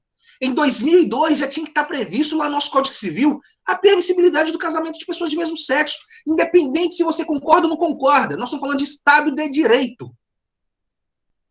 Eu não estou falando de aspecto de vida, aspecto religioso, é aspecto de direito. Já existiam famílias de pessoas de mesmo sexo, de homossexuais, gays, lésbicas, etc. e tal. Já tinha que ser assegurado, mas a gente não discutiu. Agora está se discutindo. Aí daqui a pouco nós vamos criar um novo Código Civil. A cada 10, 20 anos nós vamos ter que criar um novo Código Civil. Eu acho que não seja tão necessário, mas já poderia ter feito esse processo de evolução. Né? Então você tem esse momento. Essa jurisprudência, ela vai vincular os tribunais, né? Vem aquela indagação, aquele questionamento. O que acontece? Nos estados de direito codificado, como é o nosso, essa jurisprudência apenas vai informar, né? Porque ela possui o quê? Uma autoridade científica. Né? Então, voltando, só para poder sim, Pedro, concordo. Para mim, redução da maioridade penal, cara, eu sou a favor da abolição da idade penal. Porque se você reduzir a idade penal para 16, vai começar a usar menino de 15. Se você reduzir para 15, vai começar a usar menino de 14. Então tem que abolir a idade penal. Tipo, nesse aspecto aí, eu acredito, eu gosto muito do sistema norte-americano. Entendeu? Nesse aspecto aí, eu gosto muito do sistema norte-americano. Então, assim, abolir a idade penal. Abolir. Acabou. Ah, mas o Estado tem garantia. Sabe como é que o Estado garante? Coloca escola integral. Gera escola integral. O menino vai ficar na escola das 7 horas da manhã às 5 horas da tarde. É o horário que o pai dele está trabalhando. A grande maioria dos pais estão trabalhando, não é? É. Então o menino vai estar dentro da escola. Se ele está dentro da escola, ele não está à mercê do traficante, ele não está à mercê de droga, ele não está à mercê de nada. Então ele vai ficar ali, na escola. Ah, ele vai fazer esporte, ele vai estudar, vai fazer. Igual, aí nesse ponto aí, vamos colocar lá. Ah, acaba com ECA. A ECA pode ser cortada. Né? Você pega ali, ó, vai aprender música, vai aprender uma profissão, pronto. Ah, o menino da creche, coloca a creche para trabalhar, funcionar mais tempo, não interessa. Aí você vai ter o quê? Você vai ter impossibilitar que essa criança ela se envolva ali com crime organizado. Então, assim, na verdade, não só 13 anos, até mais nova, tá? Até mais nova ela vai responder. Então, assim, na minha visão, eu, Cristiano Henrique Pires Lacerda, tá? Para mim, extingue. Para mim, extingue, acabaria, faria ali. Não dá cláusula, eu não entendo que tenha cláusula, não tem a cláusula pétrea, não. A gente tem que dar uma analisada nisso aí, tá? Até onde eu não vejo como cláusula pétrea, não, mas vamos lá. Voltemos. Então, para nós que somos um Estado de direito codificado, essa jurisprudência ela vai ser apenas um elemento de cunho o quê? De cunho científico. Os juízes, né, das instâncias superiores, eles não têm o dever de acompanhar o quê? A hermenêutica, que é a interpretação, o entendimento dos tribunais superiores. Olha que engraçado. A interpretação do direito, ela há de ser o quê? O procedimento intelectual do próprio julgador. Ou seja, a decisão lá dos ministros, né, uma decisão, por exemplo, do STF, ela não necessariamente ela tem que ser seguida lá no STJ, a decisão do STJ não necessariamente tem que ser seguida no STF, uma decisão dos tribunais de justiça, dos tribunais regionais federais, ou tribunais regionais de trabalho, de uma região não precisa ser seguida na outra, né? A gente tem essa liberdade intelectual, cognitiva, né? Ao decidir, o juiz deve aplicar o quê? Aplicar de forma livre, né? de forma liberta, o caso ao seu quê? A sua convicção, a sua compreensão. Então, aqui no Brasil, a jurisprudência se resume ao quê? A uma fonte informativa e ilustrativa. A lei e as condições sociais da promulgação, elas vão envelhecer, gente. Elas perdem a atualidade. Elas se distanciam o quê? Dos fatos originários. Obviamente, cabe aos tribunais dar novos matizes, novos caminhos, né, para a aplicação da lei. O tribunal ele tem que interpretar. Então a lei ela vai sendo ultrapassada aos anseios. Só que para nós aqui nós vivemos o quê? Um estado positivado. Então essa jurisprudência ela fica presa. Olha, eu tenho um caso pessoal. Esse é um caso que eu vou citar com vocês. É revoltante para mim, enquanto profissional do direito, enquanto advogado. Eu, em 2000, olha só que bonito, em 2009, eu recebi um senhor no meu escritório, 2008, 2009, recebi um senhor no meu escritório. Esse senhor, ele tinha contratado o serviço de um advogado, de um colega de profissão. Esse colega de profissão não fez o serviço dele da forma como se deveria. Ele tinha sido fiador de um cunhado dele aos anos anteriores, acho que no início dos anos 2000. E, por conta desse processo de cobrança dos aluguéis não pagos, ele acabou perdendo a casa dele. A casa dele foi levada a leilão. Ele não pagou, o advogado perdeu os prazos lá, foi levado a leilão, uma ação toque-caixa toque de caixa.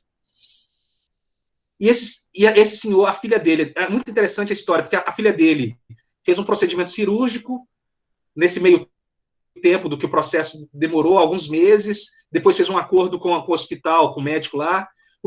Eu sei que o dinheiro que ele ganhou da compensação pelos danos que a filha teve em decorrência do procedimento cirúrgico, que ela ficou em situação quase que vegetativa, ele teve que utilizar para recomprar a casa.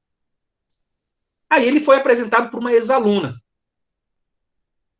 Eu peguei o processo dele, olhei, e assim, a interpretação, eu gosto, dei uma analisada, e aí eu vi várias decisões de tribunais falando que, no caso dele, que era a cobrança, indenização, não só do valor das dívidas, mas em decorrência das perdas, em decorrência da honra do contrato de aluguel, o prazo não seria de 3 anos pela subrogação, mas sim um prazo decenal.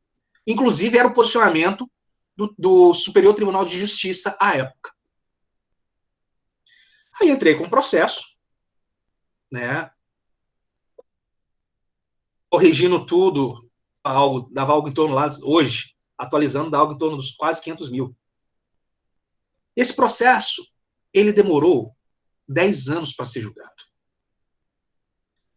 10 anos para ser julgado. É um absurdo você pensar que um processo judicial vai demorar 10 anos para ser julgado. Primeiro, porque nós tivemos dificuldade para encontrar o rapaz, a outra parte, para encontrar a empresa, que era do rapaz. E na hora que foi julgado, ele foi julgado em outubro de 2019. Em agosto de 2019, o STJ mudou o entendimento dele sobre a subrogação. O entendimento que era decenal, ele passou a ser o quê? Trienal, que é os 3 anos para a cobrança da dívida do aluguel. E a subrogação seria só desses 3 anos.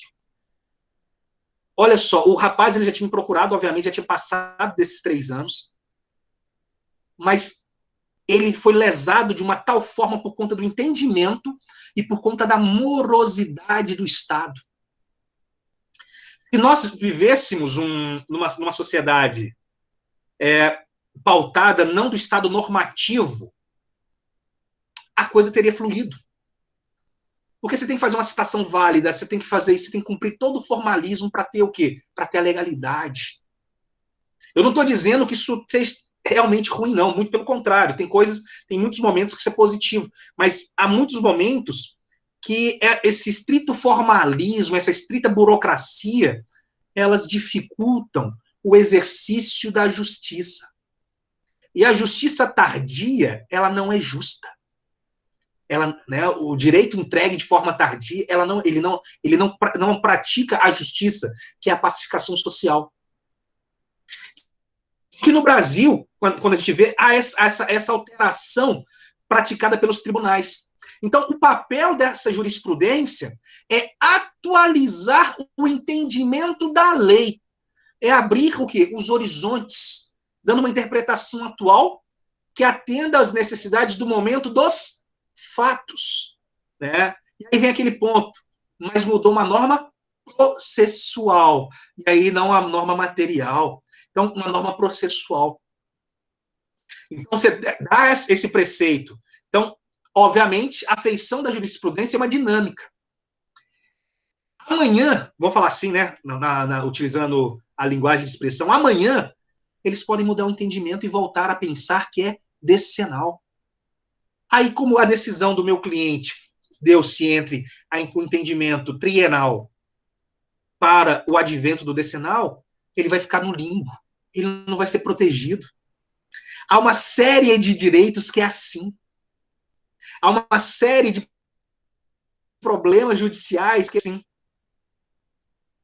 Legal, show de bola. Olha a gente fazendo uma integração aí, Vicente, muito boa. Né? A justiça restaurativa, né? Se a gente tivesse essa possibilidade, se houvesse essa condição da conciliação, ou até mesmo da mediação, né? A gente poderia resolver de forma célere. Mas quando se envolve alguns aspectos, né, procedimentais, e se envolver o Estado, por exemplo, aí você não consegue. Então, se a gente tem esses gargalos, mas é interessante.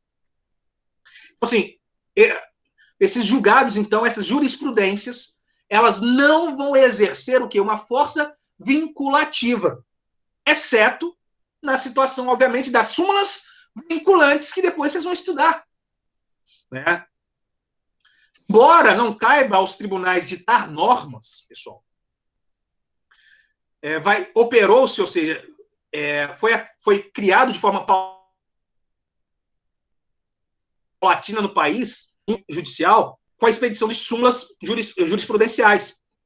Quem já tem aí o Vadimeco, que eu não recomendo comprar no período que vocês estão, quem já tem o Vadimeco, se você pegar seu Vadimeco e folhear, você vai ver lá, súmula do STF, súmula do STJ, súmula do TST, súmulas.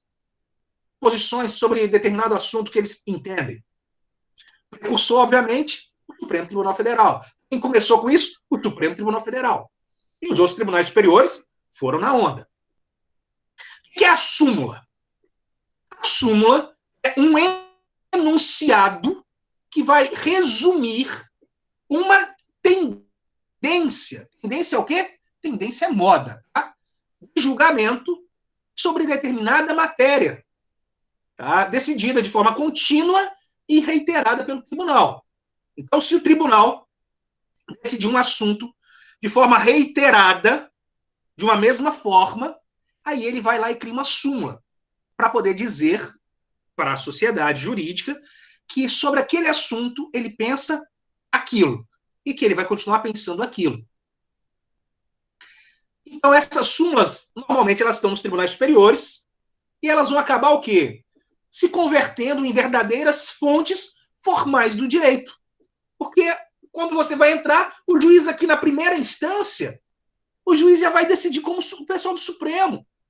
E aí, se você quiser apelar, recorrer, né, exato, é mais prático, evita trabalho. E aí, se você quiser apelar, recorrer, vai chegar no tribunal de Justiça, ou no Tribunal Regional Federal, ou no Tribunal Regional do Trabalho, e ele vai falar assim, não, mas a súmula do TST, a súmula do STF, a súmula do STJ já é tal. Ter um dicionário em mãos e decidir sobre algo que não estão nem aí. A maioria. Você tem lá. A súmula é um resumo, Pedro. É isso mesmo, a súmula é um resumo. Tá? Sobre um determinado assunto, uma determinada interpretação. Então, A súmula, obviamente, ela não se trata de uma norma impositiva, tá? Obviamente. Ela não se trata de uma norma impositiva. E não deve para a súmula, tá? Como é que a gente faz isso? A gente busca interpretações. A gente busca direito comparado, né, que é a questão do direito internacional. A gente pega conflitos, interpretações nos próprios tribunais do país, né, um determinado assunto, se o Tribunal Federal pensa de um jeito, a gente vê como os outros tribunais aqui estão decidindo, a gente traz de umas cortes superiores, das Supremas Cortes dos outros países, para mudar um paralelo, para poder apresentar. Sabe quem faz jurisprudência? É o advogado. A advogada é quem faz jurisprudência, porque é a tese, a ideia do advogado que é levada à reflexão pelos tribunais, pelos juízes, né, pelos desembargadores, ministros, é que vai gerar o que? A jurisprudência. Então, quem faz jurisprudência é o advogado com as suas teses criadas. Então, se tem uma... Não cria esse nome para você, não, Miguel. Não cria esse nome, não. Porque eu vou falar daqui a pouco da súmula vinculante. Não cria esse nome, não. Súmula, a gente está falando o que é súmula, tá bom? Súmula é um resumo sobre o assunto. Súmula é um resumo sobre o assunto, tá? Então, assim, o advogado é quem vai criar. Então, se tem uma súmula, se você não concorda, cria uma tese, escreva sobre, demonstre as contradições da existência, na mudança da dinâmica social, do atraso que aquela súmula, que aquela súmula apresenta para a sociedade, o posicionamento doutrinário contrário, apresenta tudo, cria uma fundamentação jurídica bem robusta, bem densa, e aí você vai apresentar para fazer o quê? Os magistrados lá, os juízes pensarem, né? Óbvio que você tem que rezar para eles lerem, tá bom? Para eles lerem, porque normalmente eles chegam para julgar, exatamente, eles chegam para julgar sem sequer ter lido o processo, né?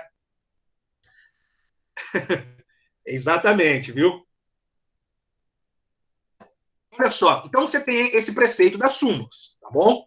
Nem mesmo os membros do tribunal que pediram a súmula, por exemplo, estão vinculados à súmula, embora essa súmula ela seja importante para eles. Então, vocês estão vendo que a súmula ela é criada pelo tribunal, mas ninguém é obrigado a seguir a súmula. A súmula é indicativo, a súmula não é norma. Aí vem o quê? A súmula vinculante. Por isso, Miguel, que eu falei para você não criar essa ideia desse nome que você falou aí, não, viu? A súmula vinculante.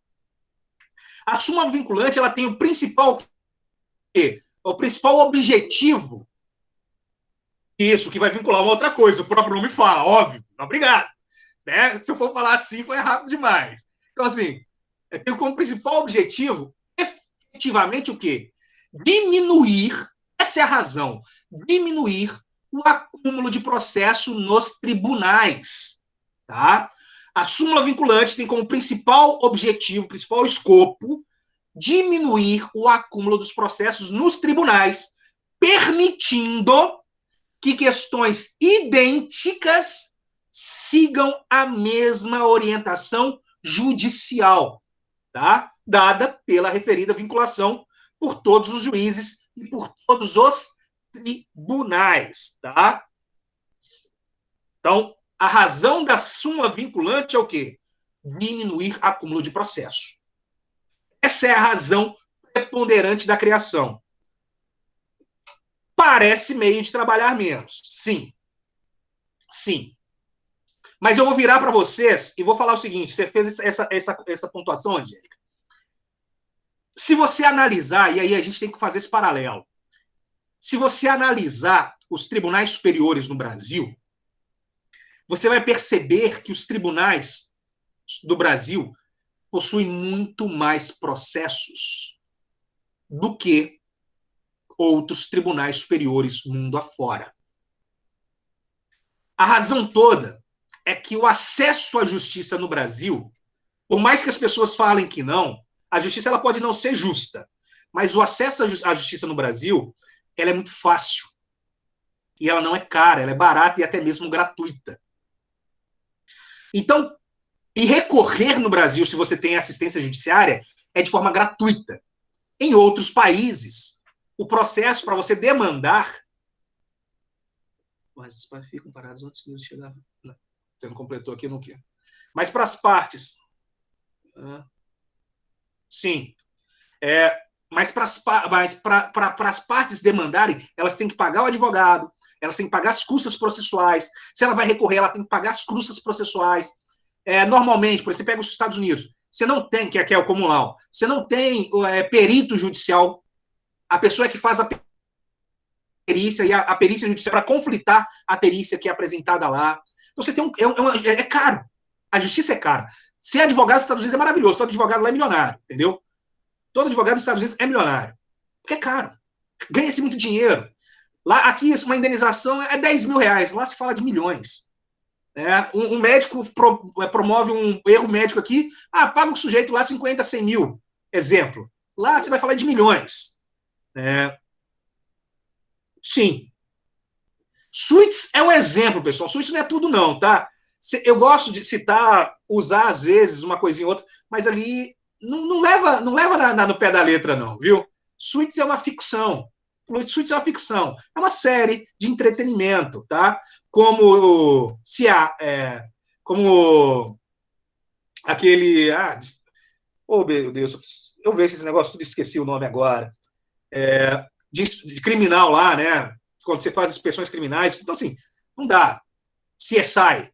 Então, assim, igual CSI, não é isso, não funciona 100% assim, não. É muito, muito midiático, tá? Mas, assim, o principal pra gente tem que entender isso. A súmula veio para poder reduzir, para diminuir esses acúmulos. E, obviamente, como é que vai diminuir esses acúmulos? Obrigado aí pela estatística, gente.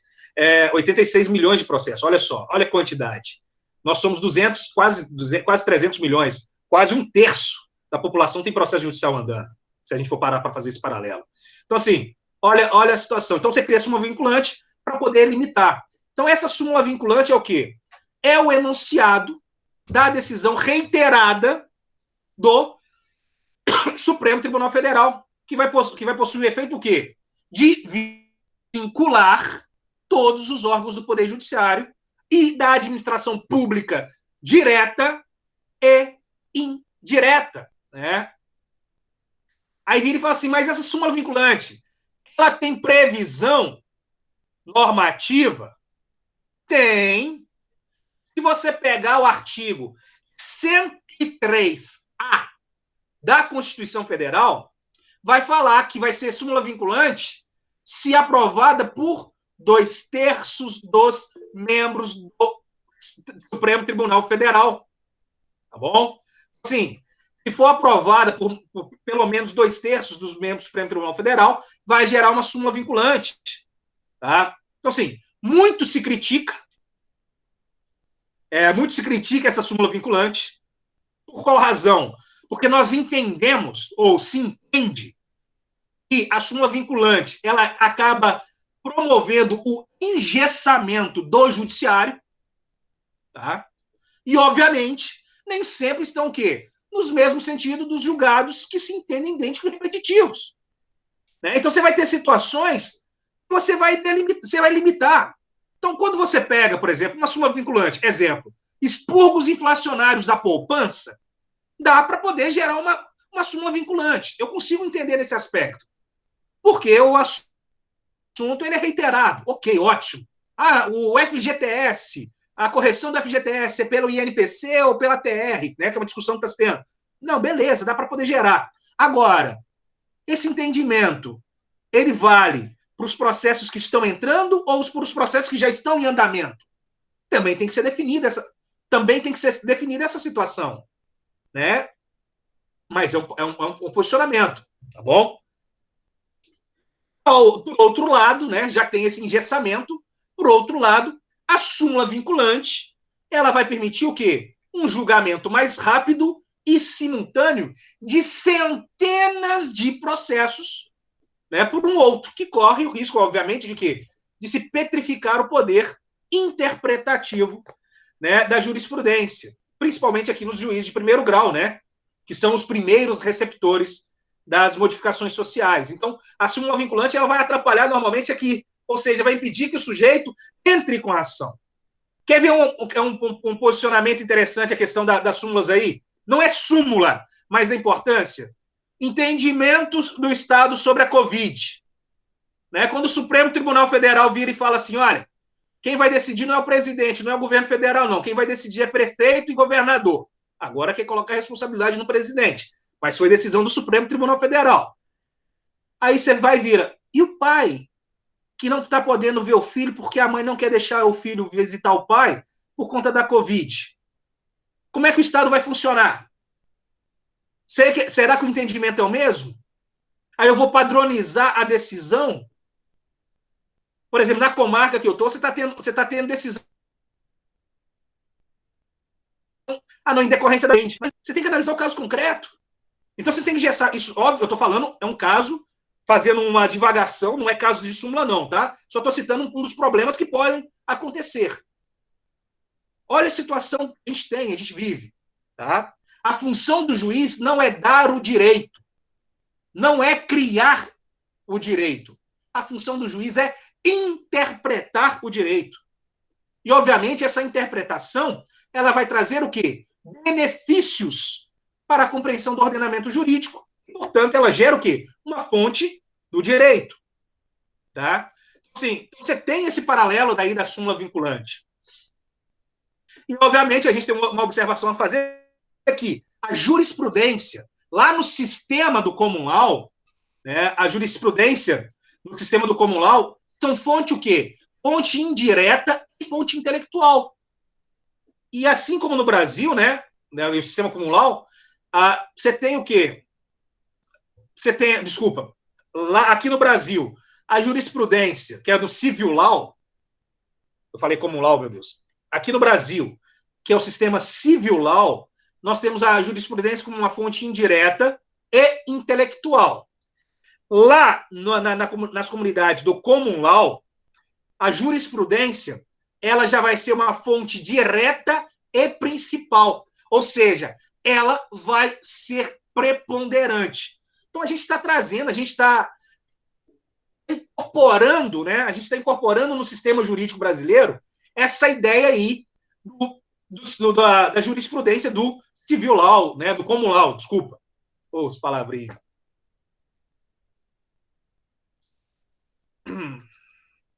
Fontes formais não estatais. As fontes formais não estatais. Enquanto fonte formal não estatal, eu tenho os aspectos aí do costume, voltado ao costume jurídico. Eu tenho a figura da doutrina. Para quem não sabe o que é doutrina, a doutrina são os escritos, são os estudos. É os autores, os livros que vocês leem, que a gente muitas das vezes indica para poder ler. Aproveitando esse momento para indicar para ler, eu já vou pedir aos senhores para ler um livro. Essa unidade eu estou para terminar, não sei se eu consigo terminar hoje ou já na próxima aula, mas aí eu já vou iniciar a unidade 2. Aí eu peço aos senhores para ler uma obra chamada A Teoria Pura do Direito, autor Hans Kelsen. A Teoria Pura do Direito, cujo autor é Hans Kelsen. Esse Hans Kelsen vai ser o objeto de estudo nosso na unidade 2. Então, eu preciso que vocês já deem uma lida nessa obra desse autor. Por que essa obra? Porque, de certa forma, é a obra mais importante dele, embora ele tenha outras obras também. É uma obra que dá um alicerce, uma compreensão mínima do que ele pensa sobre o direito. Em que ponto? A interpretação. Vocês devem perceber que tudo que a gente está falando até agora e que vai falar até o final do semestre está atrelado à figura da interpretação. Teoria do direito, ela voltada para compreender, obviamente, interpretar o direito. Quando nós pensamos costume jurídico, nós temos em mente o quê? que é a prática social reiterada e uniforme com a convicção de obrigatoriedade jurídica, né? Então, você tem uma prática social reiterada e uniforme com uma convicção e obrigatoriedade jurídica. Então, você tem ali dentro, que é uma fonte o quê? Subsidiária. Então, o costume jurídico é uma fonte subsidiária, é uma fonte secundária. Por quê? Porque ela visa cumprir as lacunas da lei. É extremamente interessante esse aspecto de lacuna da lei. Sabe um ministro que adora a lacuna da lei? É o ministro Gilmar Mendes. Podem gostar ou não gostar do ministro Gilmar Mendes, mas as decisões dele, por mais contraditórias para a sociedade, possa parecer contraditória para a sociedade, é legal. Ele se posiciona onde? Nos aspectos da lacuna. Para nós, não é o quê? Para nós, não é moral, mas não é ilegal. Né? A conduta dele não é ilegal. Ele está agindo ali na interpretação. Não falo de outras coisas que denunciam, que é para lá, eu não sou juiz, nós estamos aqui para discutir, mas é para poder pontuar.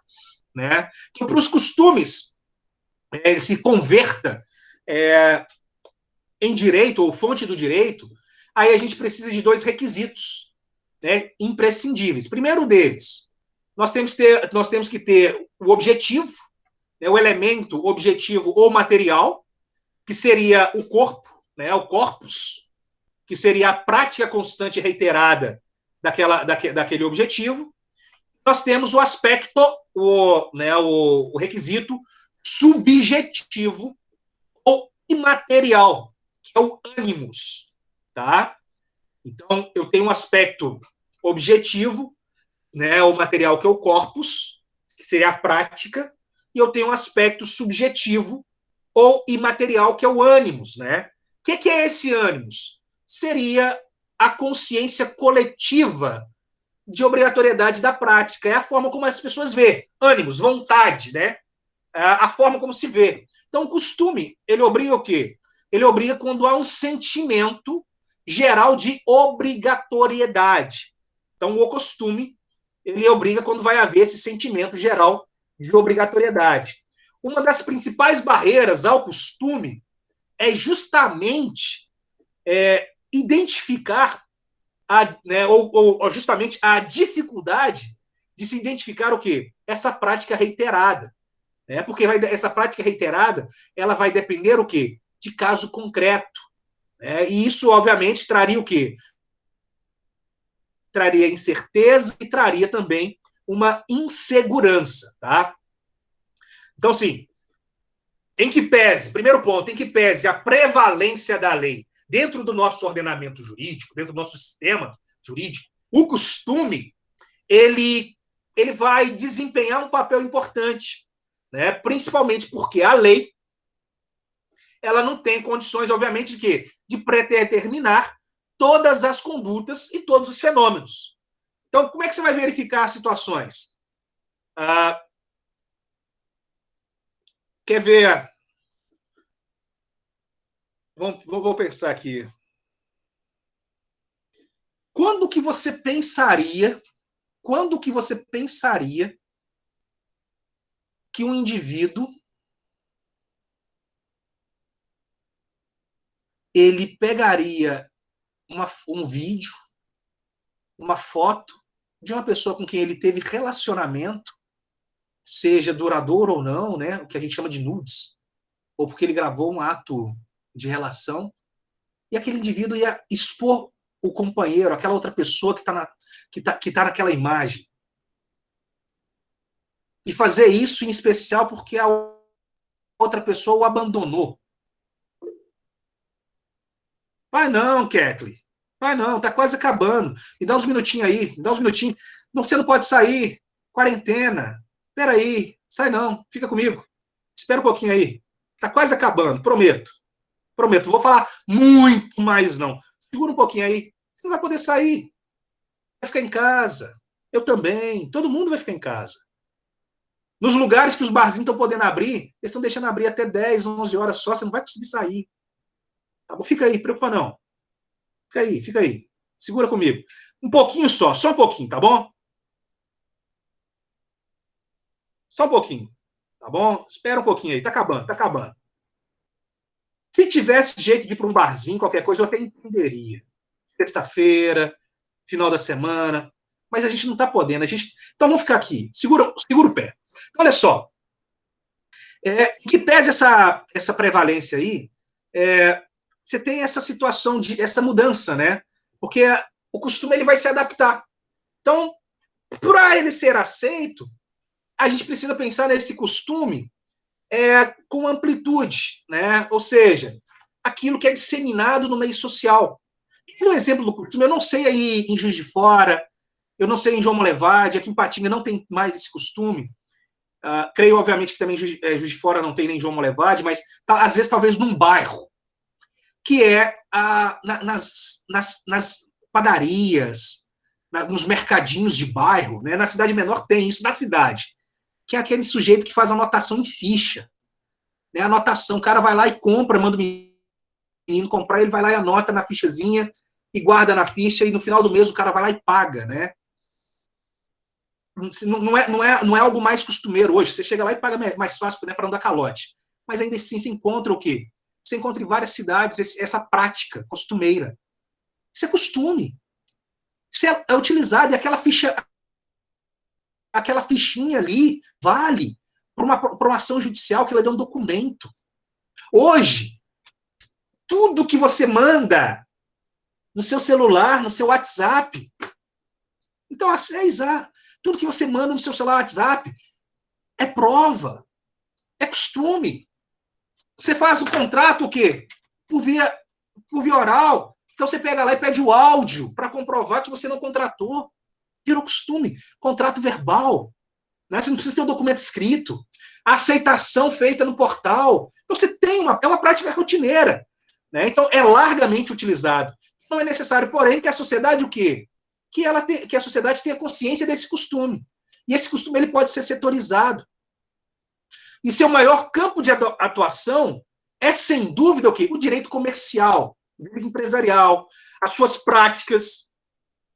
E quase todas as práticas do direito comercial, elas são costumeiras. Tem uma situação de prática costumeira? Você tem direito de trocar o produto que você compra na loja? Tem? Não. Se você vai na loja e compra um produto, você não tem direito de trocar, a não ser que esse produto esteja com defeito. Agora, você comprou uma camisa, chegou em casa, colocou a camisa, não gostou, você vai voltar lá na loja. Se a loja quiser não receber, falar com você, comprou, acabou, meu irmão? Acabou. Ela não tem que te devolver. Ela não tem que te trocar o produto. Ela não tem que te estornar dinheiro. O Código de Defesa do Consumidor fala que o direito de arrependimento é em caso de compras não presenciais. É caso de compras feitas por revistas, feita pela internet, feita por telefone, feita por caixeiro viajante, que hoje nem existe mais, que é aquele porta em porta, correspondente, etc. Mas a compra presencial não gera. Você gera a possibilidade de devolução ou abatimento proporcional de acordo com o quê? Com a qualidade e a utilização do produto. Mas não tem isso é costume. Né? Canso de, às vezes, pessoas chegam lá, não, eu comprei produto tal, a loja não quer aceitar. Tudo bem, ela vai perder o cliente, mas você não vai conseguir devolver. Não serve para você, não. Dá de presente, doa. Mas você não vai ter dinheiro de volta, você não vai trocar. Não, comprar naquela loja de novo, então, já que você não gosta. É prática de costume. Né? Então, obviamente, para ser considerado costume, é fundamental que ocorra uma prática constante e repetitiva, tá? Durante longo prazo de tempo. O costume leva tempo e instala-se quase imperceptivelmente no seio da sociedade. Bom, eu tenho muito ainda para falar sobre o costume, essas situações. Porque a gente vai aprofundando. Como eu estou vendo aí, na semana passada eu peguei um tempo maior de vocês, hoje eu vou terminar também dentro do horário. Eu acho que está dentro do horário. Então eu vou encerrar a aula agora, tá bom? Só passar a informação para vocês. Hoje eu consegui ter o acesso lá ao ADX. Então, eu vou começar a postar as aulas todas para o ADX. O link vai estar no ADX também.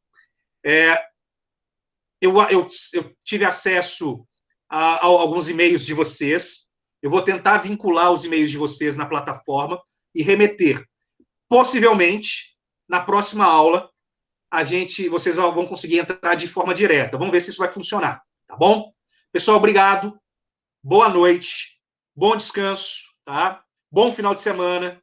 Aproveitem aí a sexta, o sábado e o domingo. Descanse, tá? Abraço, fique com Deus. Até mais.